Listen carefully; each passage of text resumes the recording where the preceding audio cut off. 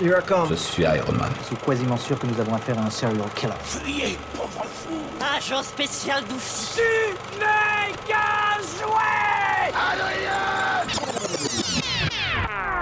Et donc, Doctor Strange in the Multiverse of Madness, film réalisé par Sam Raimi, donc nouvel opus du MCU. On se retrouve tout de suite après l'extrait audio. Vous enfreignez les règles. Attention! Et vous devenez un héros. Quand je le fais, je deviens l'ennemi.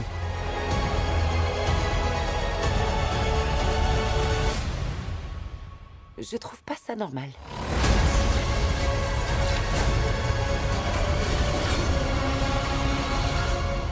Strange!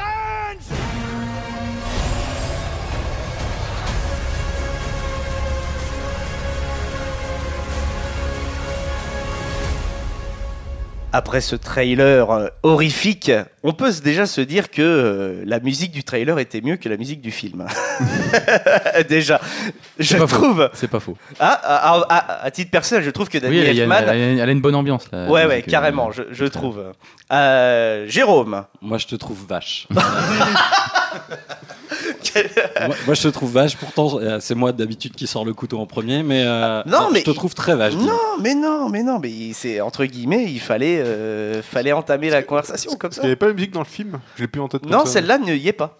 Ah, c'est dommage, oui. Ouais, je l'aime beaucoup, moi, cette musique. Voilà. Alors, pour rappel, la musique a été composée par Danny Elfman. Donc, c'était le retour du duo Sam Raimi, Danny Elfman, depuis Spider-Man et d'autres films qu'ils ont dû collaborer. Mais après, je n'ai pas en tête tout. Mais en tout cas, c'est pour les fans de Marvel, Sam Raimi, Elfman, directement, on a la musique de Spider-Man en tête. Voilà. Alors, on va commencer par un petit synopsis. Là, je vais pas tirer au sort, les amis. Je vous le dis d'avance. Je sais déjà à qui je vais demander. Je vais demander à Gary. Au hasard. Ah non, il y a pas de hasard. T'aurais pu dire comme par hasard, par contre. Moi, ça me rappelle au lycée, au hasard. Gary. Il y a arnaque là. D'habitude, il y a le tirage au sort. C'est vrai. D'habitude, il y a le tirage au sort. Alors, Gary, le synopsis de Doctor Strange in the Multiverse of Madness. Ouais, je vais essayer. Alors on peut spoiler, le film est sorti, notre invité l'a vu. Oui. Voilà, donc on peut spoiler et justement la thématique, notre question c'est après un mois de sa sortie, est-ce que le film répond encore à nos attentes après entre guillemets le feu qui est passé, Oui, soit parce la que quand on hype. regarde un film, des fois, on est. Esteban par exemple, Esteban quand il regarde un film, il le dit, c'est son film préféré et puis après il se calme. Allez Gary. Alors, le film prend place après No Way Home, je crois, Spider-Man. Oui. Oui, Spider-Man No Way Home. En termes de chronologie, oui. Pas longtemps après, en tout cas, je pense.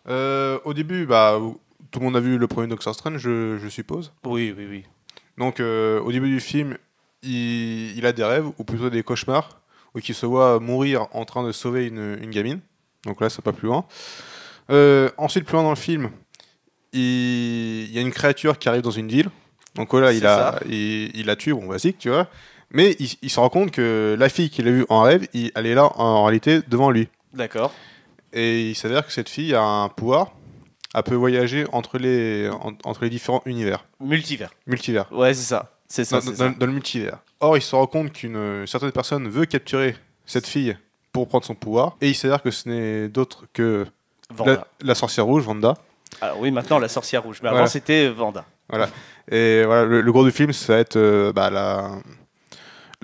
de fuir Wanda et de la combattre à la fin pour éviter qu'elle ait ce pouvoir. Exactement. En gros, on peut résumer le film Doctor Strange in the Multiverse of Madness par Wanda est devenue folle et donc Strange... De retrouver ses enfants qu'elle a inventés, en fait. Hein.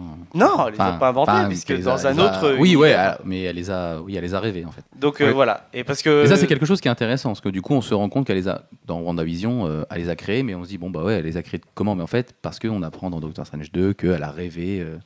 qu'elle avait des enfants, puisque dans le multivers, on est connecté avec les rêves, etc. Non, c'était une bonne... Avant d'attaquer un petit peu vos avis, les chroniqueurs, je vais demander donc, à Mathieu son ressenti vis-à-vis, déjà dans un premier temps, du MCU, Voilà. Est-ce que tu aimes les films de Marvel en règle générale? Depuis Disney. Bah non, mais ça a toujours été Ça a Disney. toujours été Disney. Voilà, mais Je pensais que c'était. il y a que deux Pas films. le MCU. Il y a que deux films qui sont entre guillemets plutôt indépendants. Iron Man 1, mais Ah ouais, ça Disney date était derrière. depuis si longtemps que ça. Ouais, ouais. Ah ouais, je crois Et que c'était plus l'incroyable Hulk qui a été fait. Parce qu'il y en a un qui est fait par Universal et l'autre qui est fait par Paramount. Et puis après, bah, ça a été c'est Iron Man 2 qui passe. Et donc bah, là, c'était Disney déjà à ce moment-là. Donc, quel est un peu ton ressenti vis-à-vis du MCU? C'est des films que tu consommes? C'est des films que tu aimes bien regarder de temps en temps ou uniquement au cinéma? Parce que je sais que tu lis beaucoup de comics. Ouais, je lis beaucoup de comics depuis longtemps, mais je suis pas justement un puriste. J'essaye de pas faire partie de cette catégorie du fandom en mode c'est pas comme ça. Oui, là, je grossis à mort le trait, évidemment. Bah, non, c'est Ouais, normal. mais c'est pas pareil, genre le comics. Oui, tu vas au cinéma pour voir une adaptation, pas pour voir exactement ce que tu as lu ligne par ligne. Et en fait, le problème avec le MCU, j'ai un petit problème avec le MCU, je n'arrive pas à accrocher à la phase 4. D'accord. J'aimais beaucoup ce qui se faisait avant, mais en fait, j'ai un petit problème avec Marvel depuis les Gardiens de la Galaxie, en 2014. C'est-à-dire que, en fait, depuis 2014, James Gunn a vendu ce que doit être un blockbuster hollywoodien actuel. Disney donc l'a réapproprié et ensuite tout le monde a commencé à le faire, c'est-à-dire un film très fun, playlist assez à l'ancienne, années 80-90 pour le petit côté nostalgique, beaucoup d'effets spéciaux, ça pète de partout, faut que ça plaise au plus large public, et s'il y a un événement dramatique, il faut pas que ce soit...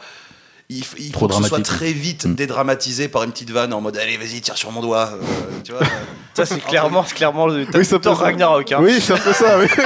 tous les films, 90% des films du MCU sont devenus comme ça, et justement là cette année, l'an dernier, on a eu des films qui ont tenté autre chose comme Eternals, qui moi m'a beaucoup plu. Parce que là, on me proposait autre chose. Là, on proposait une vision avec de gros guillemets d'auteur, vu que Sam Raimi en est un aussi, mais Chloé Zhao est pas connue pour faire entre guillemets des films d'auteur blockbuster entre guillemets. Oui. Et justement, là, j'ai été content avec Doctor Strange 2 parce que j'ai commencé à revoir une vision d'auteur, un minimum dans le produit extrêmement calibré qu'est Marvel, parce que j'ai beau kiffer les Marvel, j'ai beau prendre mon pied sur l'instant, etc. Par exemple, sur Spider-Man No Way Home, j'ai pris mon pied comme tout le monde. Mais avec du recul, quand je l'ai décanté, j'étais en mode, ouais, mais en fait, t'enlèves le fanservice. Il reste quoi? Bah, pas grand-chose et beaucoup d'incohérences. Donc j'étais en mode, c'est dommage, c'était un rendez-vous manqué. Et après, avec du recul, je me disais, mais en fait, j'ai rien contre John Watts, mais... Déjà, 20 ans plus tôt, t'as Sam Raimi qui te révolutionne le blockbuster de super-héros avec Spider-Man. À l'époque, en plus, il faut se dire que c'est inédit ce qu'il fait pratiquement avec les effets spéciaux, etc. Danny Elfman, en plus, sa musique là, qui est en mode oh, ça monte, c'est magnifique. 10 ans plus tard, Mark Webb sur Amazing Spider-Man, qu'on aime ou qu'on n'aime pas Andrew Garfield, et c'est là où je me mets en défenseur de Garfield, qu'on aime ou qu'on l'aime pas, son personnage. Je suis désolé, mais dans les films Amazing Spider-Man, notamment le 2, t'as une idée de réal à la minute. À chaque fois, t'as toujours une idée de mouvement de caméra, un déplacement, un truc comme ça. Et t'es en mode, ah oui, là, je sens vraiment que je vole avec Peter, etc. Et John Watts, la seule scène, il a fallu attendre la fin du deuxième film pour voir Spider-Man en train de se balancer. À la fin du deuxième film, voilà, donc ça. Dans Spider-Man No Way Home, c'est un petit point qui se balance au loin, là c'est la scène avant qu'il tombe sur Electro, et ensuite c'est une scène la fin, finale, filmée dans le noir, avec la neige qui tombe, et où on distingue à peine le costume, tu sais, le plan séquence un petit peu sur le côté, et t'es en mode, mais bon, montrez plus clairement, Sam Raimi te faisait ça il y a 20 ans. Ah ouais, c'est clair que la Ça réalisation... me frustre, en fait, à chaque fois t'es en mode, vous pouvez le faire. Et vous, vous savez que vous pouvez, mais alors faites-le. Ah, c'est clair, la réalisation de John Watts est carrément frustrante pour les fans de Spider-Man. Et ne t'inquiète pas, ici, il y a quand même des partisans de Garfield, Ekichi et Gary. On en avait parlé sur l'émission No Way Home, c'est votre Spider-Man préféré. Donc voilà. Jérôme, toi, c'est plutôt Tobey Maguire ton... Oui, mais c'est parce que ce sont les films de mon adolescence et que Sam Raimi filme si bien, mais si bien Mary Jane. Je veux dire, moi, depuis Jumanji, j'aime Kirsten Dunst. Alors, tu me la sers comme ça, en plus, avec des tentacules, bref, on y reviendra. C'est autre chose que Dora l'exploratrice, pour le coup. Oui. Alors, Dora l'exploratrice, c'est America Chavez C'est vrai. dans Doctor Strange in the Multiverse of Madness pour Jérôme. Donc, je tiens à le signaler tout de suite. Oh, le multiverse. L'as-tu trouvé? Donc voilà, alors... Vanda qui arrive derrière. Oh mince. Où est la méchante sorcière? Vous l'avez vu? Bon alors, Jérôme, un petit peu ton avis sur Doctor Strange in the Multiverse of Madness. Eh bien, mon avis, alors pour le coup, je suis retourné le voir moi hier soir et ouais, tout est encore là. Tout ce que j'avais vu au premier visionnage, en fait, je me suis presque impressionné. J'ai rien loupé de ce que je voulais y voir. J'avais vu les choses que je voulais voir et tout est là. Merci Sam Raimi de nous avoir donné ça. D'ailleurs, dans la première minute, on sait avec qui on est. On a Elfman à la musique, avec ses trémolos qui tournent, avec l'environnement qui tourne lui aussi. On est complètement désorienté, mais en même temps, on sait où on vient de mettre les pieds.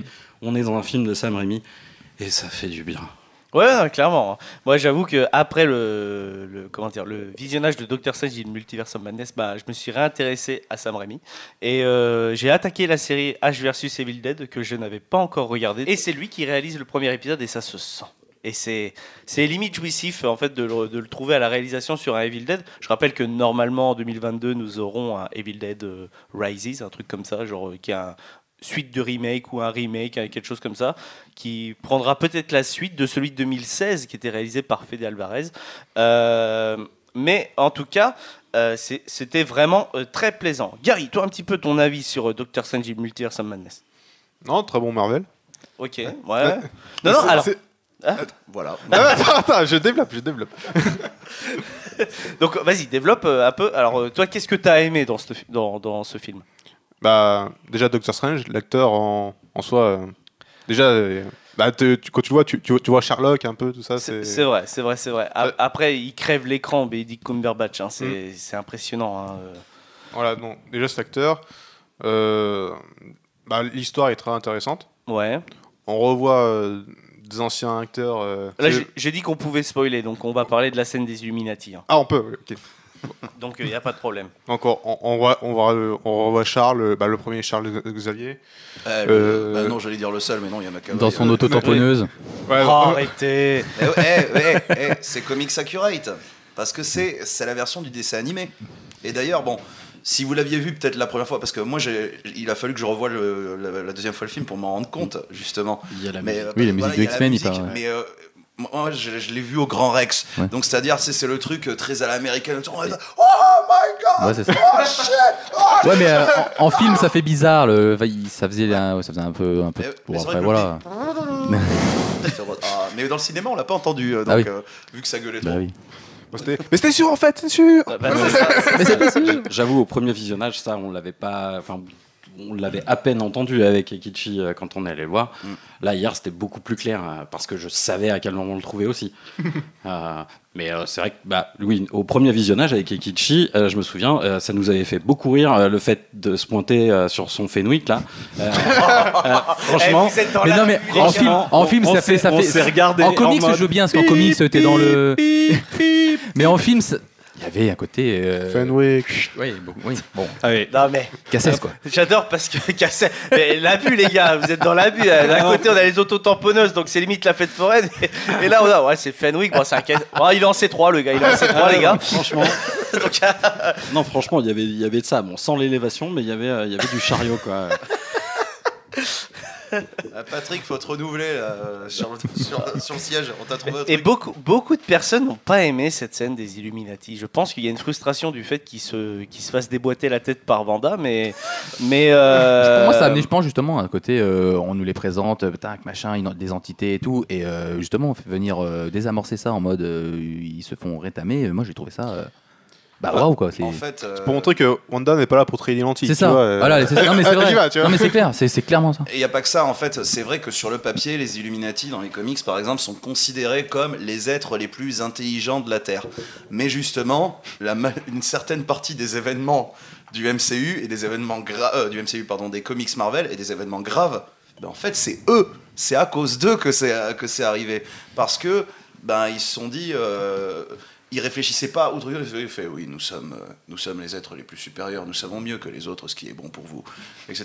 Et résultat, c'est grâce à ça que Hulk est devenu méchant, entre autres. Je sais pas si vous connaissez cette dans histoire. l'arc World War Hulk, ouais, Ouais, c'est ça. en gros, si vous avez vu Thor Ragnarok, Ouais. Oui. et ben en fait, ce qui se passe, c'est qu'en gros, ils se sont, étant donné que Hulk, ils ont pas les droits d'un film solo, et ben en fait, ce qui s'est passé, c'est qu'ils ont adapté Planète Hulk dans Thor Ragnarok. Mais dans le comics original, c'est les Illuminati qui se réunissent et qui disent Bruce Banner, enfin Hulk, est trop dangereux pour la planète, il est trop instable, on va faire un truc, on le balance sur une autre planète. C'est ce qui se passe. Ils piègent Hulk, ils l'envoient sur une autre planète qui s'appelle Sakaar, qui est, donc je crois qu'en plus ça s'appelle aussi ça Sakaar. s'appelle Ouais, ils ont Sakaar. réécrit le truc un peu dans le MCU pour faire un petit. Et en fait, justement, ce qui se passe, c'est que donc il devient gladiateur, comme dans le truc, il devient roi de Sakaar, il a une femme et un fils, et en fait, ce qui se passe un peu plus tard, c'est que le vaisseau explose. Et en explosant, il détruit tout le monde, sauf lui. Et c'est là qu'il se dit, justement, putain, c'était un piège des Illuminati. Il revient sur Terre, il arrive à revenir sur Terre, il fait, ok, je vous donne 24 heures pour vider New York entièrement, après ça, on se bastonne. Et Hulk montre à quel point il est surpuissant, il te rétame absolument tout le monde. C'est Warlock qui sauve la mise, et Warlock paye très cher en fait. On est limite sur un combat Superman Doomsday en fait, Ouais, si vous carrément. avez la référence. Ah oui, bah Oui. carrément. Hein, pour ceux qui se Et tout posent la ça à question. cause des Illuminati. New York détruit, etc. Ouais. Donc finalement, c'était pour les fans de comics. C'est assez jouissif de les voir. C'est assez jouissif de les voir se faire dépouiller peut-être. Moi perso, ouais.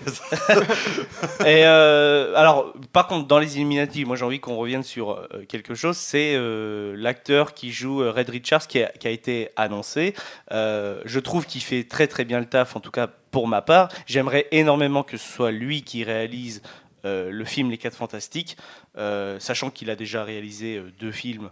Donc, Sans un bruit. Ouais, Sans un bruit, les 2 Sans un bruit, avec qui met en scène sa femme, Emily Blunt. Et je sais pas ce que vous en pensez justement que John Watts a quitté le projet des 4 Fantastiques. Après, moi, je hein. le connais pas en tant que réalisateur, mais oui, l'acteur, il faisait totalement le taf. Hein, Red Richard, un peu plus vieux, avec la barbe, et non, ça fait le taf. Et puis, j'ai hâte de voir la nouvelle interprétation des Ouais, moi 4 aussi. Fantastiques. Les rumeurs commencent c'est- à popper sur l'interprétation justement de la femme de Red Richards, je crois. Et je crois que Emily Blunt pourrait d'accord. potentiellement la faire. Donc voilà, il y a des rumeurs. C'est sa femme. Hein. Ce sera le 3e reboot. Ou le 2e. Troisième reboot. Bah, 3e reboot. Ouais. Officiellement, troisième, 2e reboot, 3e voilà. adaptation. Adaptation. Voilà, Voilà. nouvelle. Donc toi, il fait le taf pour toi, l'acteur de Red Richards. Oui, bien Ouais. sûr. Ah, moi John j'adore. Krasinski. John Krasinski, que vous pouvez croiser dans The Office, bien entendu. Voilà, exactement. Dans The Office, faut-il voir un symbole avec le jingle que vous aviez entendu précédemment? Je ne sais pas. Comme de par hasard. Comme comment de dire. par hasard. Mais ouais, non, écoute, moi je l'ai trouvé convaincant justement avec sa barbe, etc. Il fait beaucoup moins lisse que les 2 qu'on avait vus précédemment, où au final, on vient de dire qu'ils sont très intelligents et qu'ils sont capables de faire des choses de ouf, et en fait, ils sont complètement OSEF. Là, au moins, lui, tu te dis. Ah, il paraît un peu plus rugueux, etc. Il a peut-être quelque chose à me raconter. Donc éventuellement, pourquoi pas. Après, là, pour l'instant, c'est juste un caméo. Ouais, écoute, il est heureux, le caméo. Il meurt, mais il est heureux. Ah oui, exactement. Alors, Ouais. il meurt en ficello. Oui, en ficello en plus. Donc Ah. c'est quand même incroyable. Je veux dire, encore une référence à mes De 90. toute façon, même si cette scène n'a pas plu, pour certains, cette scène, elle est nécessaire, je trouve, dans le développement de Wanda, parce que c'est un truc que j'arrête pas de dire aux gens quand les gens par exemple, me demandent par rapport aux comics Wanda, etc. Je leur dis toujours, enfin, vous voyez ce que Thanos a besoin de faire avec 6 pierres et un gant pour les maintenir? La sorcière rouge n'a juste besoin qu'à penser ça. et c'est tout. Et donc là, ça montre justement cette scène, te montre, vous avez beau être les plus intelligents de la planète, etc. Vous avez beau avoir des pouvoirs ultra pétés comme Black Bolt, vous allez vous faire exploser parce que c'est la sorcière rouge, c'est Wanda. Et Wanda, c'est vraiment l'un des personnages les plus puissants possibles de Marvel. C'est clair. Après, pour en revenir, j'ai envie de parler des déceptions sur le film. Moi, les caméos et la scène des Illuminati, je la compte pas dedans. Je trouve que j'étais même plutôt agréablement surpris des caméos, même si on avait vu Xavier dans les bandes annonces. Moi, la petite déception, c'est que je trouve qu'on n'a pas assez d'exploration dans les multivers. Et la seule scène qui montre en fait une sorte d'exploration, c'est quand il passe à travers les portails la première fois. Et là, on voit des choses magnifiques. Ouais. On a envie de s'arrêter à chaque plan. Et c'est une petite frustration, mais je pense que c'est une façon aussi pour montrer que Marvel peut être créatif, etc., sur pas mal de points. Mais en vrai, sincèrement, c'est la frustration principale de ce film, c'est que on voyage pas tant que ça, alors que on a le côté madness, mais on a moins le côté multivers. Et c'est un peu dommage, en tout cas pour ma part. Après, tu vois quand même le Dark Strange. Ouais, il y a le Dark Strange qui est intéressant parce que il nous amène à un super combat qui mélange que totalement on pourrait en fait profiter au maximum grâce au cinéma en mélangeant musique, images et effets spéciaux avec les notes que l'on voit. J'ai trouvé cette scène moi particulièrement très bien réussie de la part de Elfman aussi où il s'amuse. Voilà. Mais oui, et Kichi ? Moi, je pense qu'aussi la frustration vient de la trop grosse hype que les réseaux peuvent amener en teasant à tort. Voilà, on a beaucoup parlé de supérieur Iron Man. On nous a même dit il y aura Ghost Rider, il y aura Tobey Maguire qui va faire un caméo. Et je pense que les gens ils se hype beaucoup trop et à cause de la fake news. Ah bah bien sûr. Et du coup, on s'attend à tellement de choses quand on va voir, mais en fait, on est déçu. Mais parce que il y a beaucoup trop de folie, que des rumeurs, des trucs, on ne sait pas d'où ils les sortent. Parce que ça peut arriver qu'un acteur soit sur un tournage, mais juste parce que voilà. Ou peut-être des fois c'est fait exprès aussi par Marvel, peut-être amener des faux indices, je sais pas, pour peut-être hyper. C'est peut-être aussi. Je rappelle quand même que pour la saison 2 de Mandalorian, ils ont quand même engagé des faux dessinateurs pour faire des faux concept art au cas où si ça sortait sur internet en mode comme ça les gens allaient se ruer sur les fake news et se dire t'as vu il va y avoir ça et donc finalement peut-être que c'est voulu aussi et que ça arrange Marvel. Je pense que ça les arrange complètement, même qu'il y ait autant de fake news comme ça les gens se surhype et au moins ils ont fait quand même leurs chiffres, mais peut-être la déception vient surtout de ça aussi, je pense. C'est pas pensé, c'est assuré parce que la majorité des critiques négatives que j'ai vues, en fait, c'était très subjectif, c'était pas objectif en mode oui, il aurait pu y avoir ça, mon personnage que je voulais, j'ai fait une théorie YouTube, il y est pas.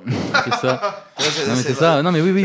C'était vraiment ça. Clairement. Et c'est vraiment dommage parce que c'est dommage. Mais c'est une boîte de Pandore avec laquelle Marvel a joué avec No Way Home, a raison parce que là, je crois que tout avait démarré à cause de Jamie Foxx.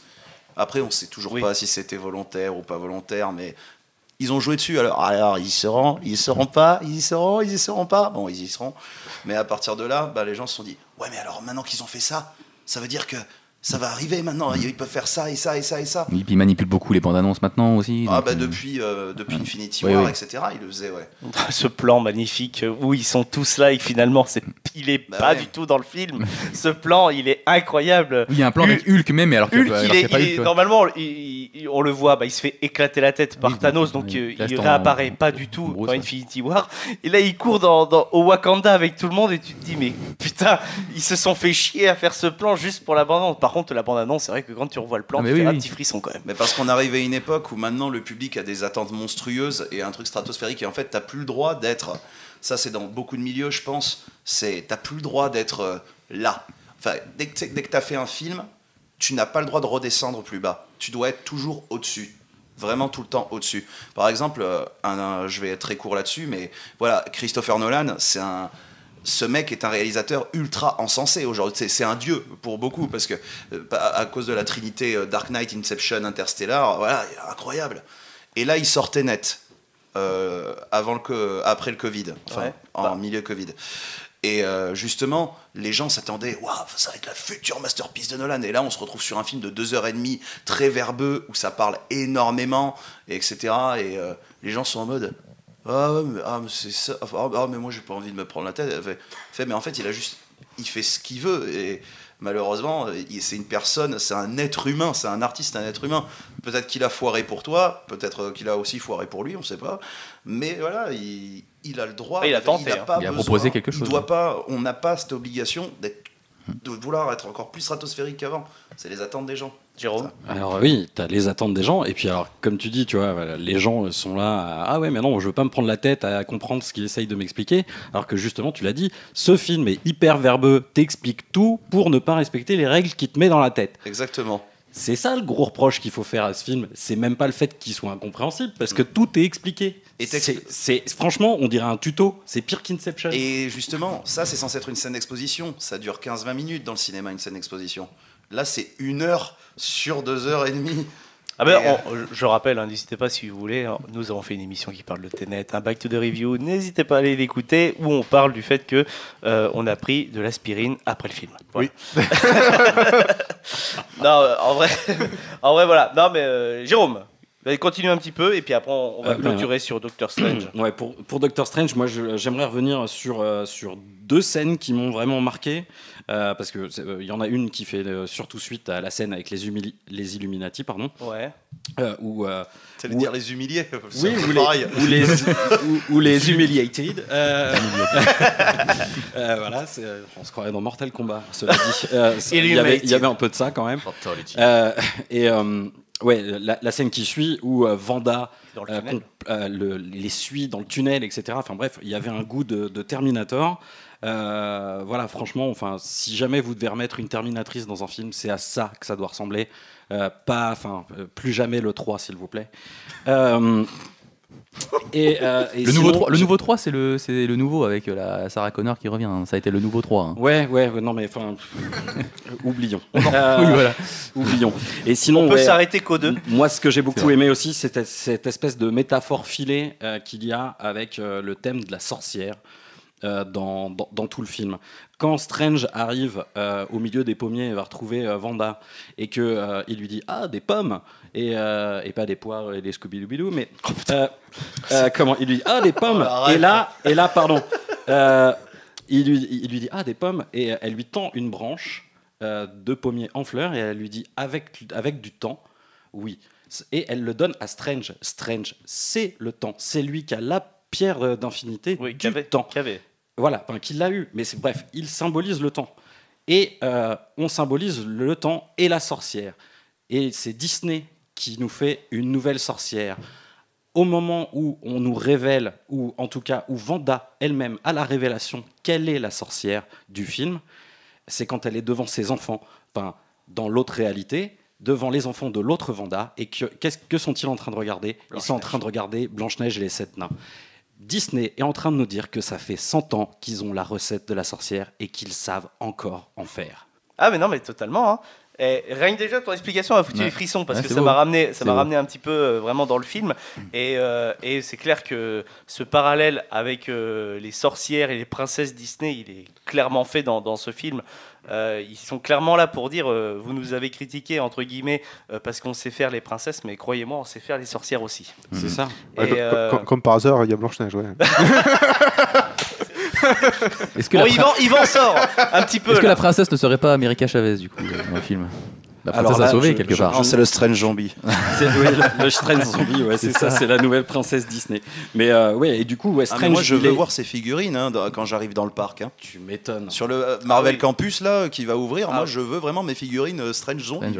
Rappel, 20 juillet. L'ouverture du Avengers Campus, voilà. Alors, n'allez pas sur le site, c'est déjà complet sur la première semaine. Ça doit être un truc de ouf.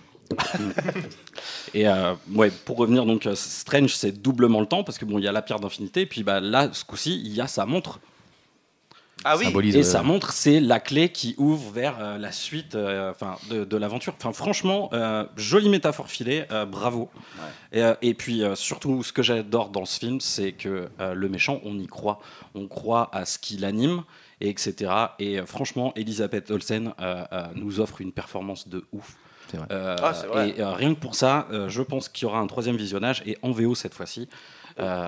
Vu en VO, moi aussi. Voilà. Bah, je l'ai vu en VO, moi, la première fois, et j'ai pas eu le temps d'aller le voir en VF, dommage. Mais franchement, je suis totalement d'accord avec toi, et je suis très très très content que Sam Raimi ait été à la barre de ce film, et il redonne un souffle à cette phase 4 qui se perdait un peu, je trouve. Bah, justement, parce que tu viens de dire un bon mot. Il a fait un film. Eh un oui. film, pas malheureusement un produit. Parce que c'est un petit peu ce que c'est devenu. Ah, mais carrément. Les films du MCU, la majorité sont interchangeables. Et là, par contre, celui-là, il est unique. Clairement. Il se suffit à lui-même en plus. Et du Enfin, coup- non. Il se suffit pas à lui-même. Oui, parce qu'il que faut quand même des références. il faut faut- avoir- voilà. Et en plus, je l'avais dit à mes potes, ça fait, mais non, il n'y avait pas besoin de regarder Agents of Shield, etc. pour regarder Marvel. Fait, ouais, attends, tu vas voir. Et là, la Eh bande-annonce, ils sont, je viens pas pour Westview. Et là, mon pote, il fait, c'est quoi Westview? Achète Disney+, tu vas comprendre. Ouais, Prends ton abonnement. il y a ce côté-là un petit peu, mais en vrai, Mais voilà, au moins, il a proposé vraiment un film avec une ambition, une idée artistique, etc. comme Chloé Zhao l'a fait pour Eternals, qu'on aime ou qu'on n'aime n'aime pas, pas, ouais. la proposition est là. Voilà, Voilà. tout simplement. Et c'est vrai que, Mais comme c'est- Mathieu disait, la phase 4 a du mal, j'ai l'impression, à démarrer bien. Enfin, Pour moi, les Apprendre. 3 produits de la phase 4 pour le moment que je retiens, c'est quand même Loki, Loki, ouais. parce que la série de Michael Waldron, je la trouve vraiment bien, Multiverse of Madness, et pour la prise de risque Eternals. Même si Pareil. potentiellement, ils l'ont peut-être sorti un peu trop tôt, pour ma part. Et Black Widow, un peu trop tard. Et Black Widow un peu trop tard. Complètement, oui. Et ben voilà. Bon bah écoutez les amis, on va clôturer sur Doctor Strange et Multiverse of Madness. C'était vraiment très sympa de pouvoir en discuter. T'as un petit mot les chroniqueurs? Ouais, super transition, la Black Widow, puisqu'on va parler de Stranger Things 4. Oui. Voilà. Après, Très, très alors bonne, pas tout de suite. Regarde le conducteur, c'est l'interview de Mathieu tout de suite. Ouais, mais même. Tout pareil.